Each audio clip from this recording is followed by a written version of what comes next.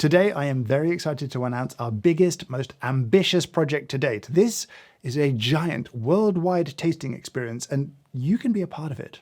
Now, this is one you don't want to miss out on for two reasons. One, I don't think this has ever been done before, outside of maybe a handful of small labs. And two, based on the complexity of doing this, I don't think it's ever going to happen again. Now, in even better news, compared to the other big tasting events we've done in the past, this should be even easier to join in on.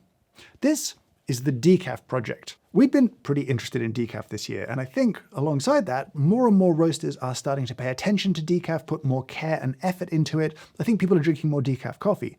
But there's still not really a ton of information out there about how coffee is decaffeinated and about how it tastes. And I wanted to change that. I wanted it to be possible to taste the impact that different decaf processes have on a particular coffee. And I wanted to be able to do that at a scale to involve and make it available to way more people than, say, the world's largest coffee tasting that we did a couple of years ago.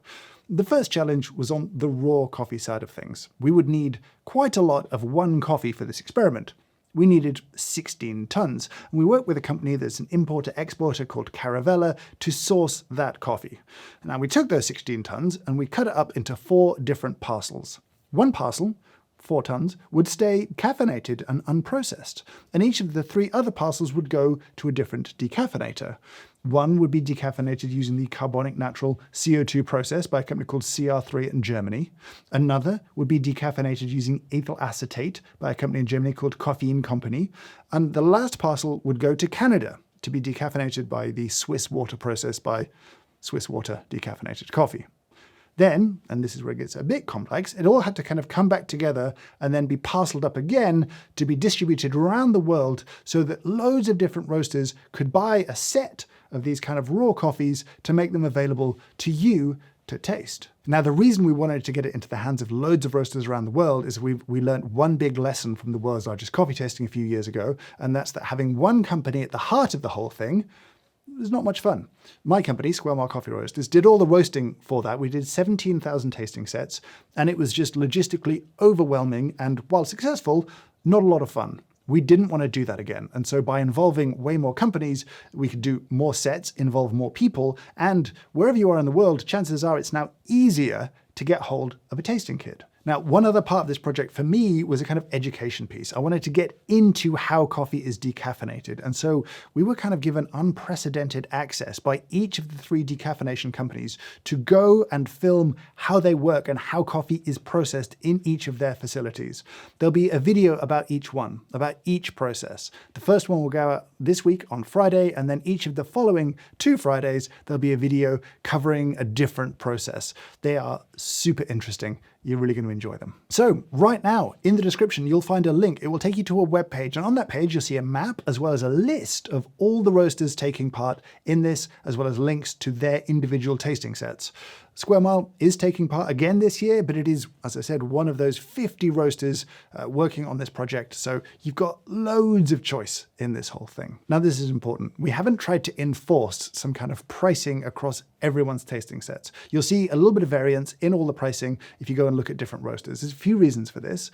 One, some roasters are selling different sizes of bags in the tasting set, and 2, there's really different sized businesses here. There's very small roasters, there's some medium-sized roasters, there's no gigantic roasters by any stretch, but they all have different costs. They all have different costs of materials, different costs of operations, and in fact, where the coffees ended up in the world as raw coffee had an impact. Moving it, say, all the way to Australia was more expensive than moving it to the EU, for example. Wherever you buy it from, whatever price you pay, I feel extremely confident that you're going to have great value for money in having this very unique, very fun, very interesting tasting experience. If you are tempted to join in, you're going to go and look at that list. I would ask just a couple of things from you. Firstly, be open-minded. This is a great chance to try a new roaster, maybe a new roaster in your country or in a neighboring country. And 2, don't forget, the holiday season is upon us. Have a little browse around, see what else they have to offer. Again, you don't just have to try the tasting set. There may be another coffee or 2 that they're offering that is appealing. Shamelessly, I'm just very excited to support a bunch of small businesses that stepped up and were willing to support me on this whole project. And I will say, the tasting sets themselves would be a lovely little holiday gift. You could keep them in the freezer until the holiday season, and then the recipient could enjoy them afterwards. They would taste amazing, and they could still have a kind of guided tasting experience. We'll talk about that in a second. Now, I'm not going to lie, I'm very excited to do the tasting, but I'm even more excited to buy from a few different roasters. I'm going to buy from quite a lot of different roasters because I kind of want to see, if you give two different roasters the same coffee, well, how do they roast it? What are the differences like? Just that alone is a fascinating tasting, let alone tasting all these different decaf processes. So it's okay to be greedy if you fancy buying a kit from, say, more than one roaster.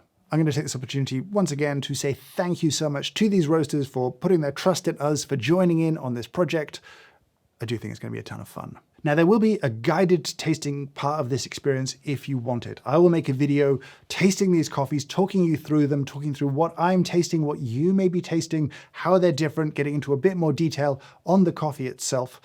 In the past, we had a big focus on this being a live event. That isn't really the focus this year. That will be streamed, and it'll be streamed on Sunday, the 15th of December at 3 p.m. UK time. But as this is a worldwide event, we know that there's no one time of day that's particularly good for everyone. And we know that doing this in the middle of kind of December means that, you know, shipping, all of that kind of stuff can be a little bit hectic. So the goal is not to kind of do the world's biggest live tasting thing, especially because Guinness records, you've got to pay for them. I'm not going to pay for a record.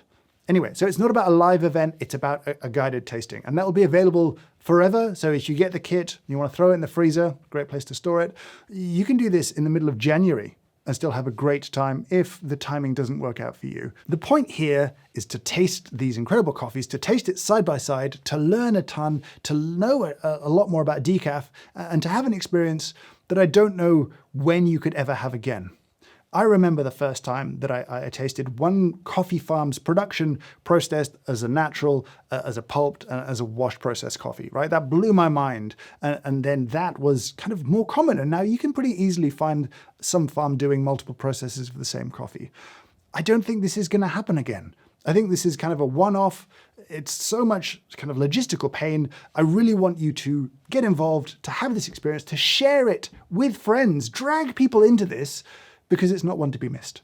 Oh, and while there is way more coffee this time than there was for the previous world's largest coffee tasting, kits are still limited, so don't be surprised if they start to sell out pretty quickly. We will have resources at thedecafproject.com and at theworldslargestcoffeetasting.com, resources about how to set up a tasting, all of that kind of good stuff will be updated there. Do feel free to check in on that. Roasters will be talking to you too.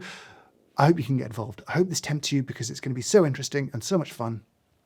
For now, though, I will say thank you so much for watching, and I hope you have a great day.